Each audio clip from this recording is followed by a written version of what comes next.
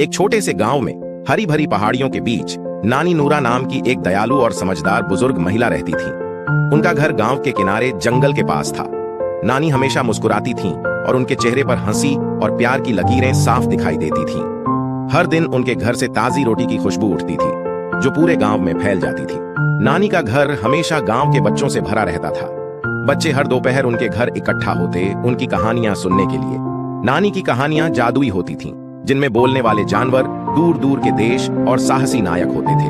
उनकी कहानियां सुनकर बच्चों की आंखें चमक उठती थीं और वे हमेशा नानी की कहानियों में खो जाते थे। एक ठंडी शाम नानी ने बच्चों को एक नई कहानी सुनाई। यह कहानी थी एक बहादुर लड़की इलारा की, जो इसी गांव में बहुत साल पहले रहती थी। एक दिन गांव में एक भयानक तूफान आने वाला था। लोग डर गए थे, लेकिन इलारा अपने साहस के साथ जादुई जंगल में मदद मांगने गई।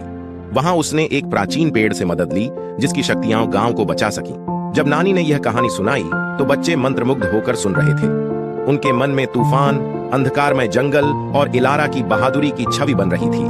नानी की यह कहानी उन्हें सिखाती थी कि कोई भी इंसान कितना भी छोटा क्यों न हो, वह बड़ा बदलाव ला सकता है।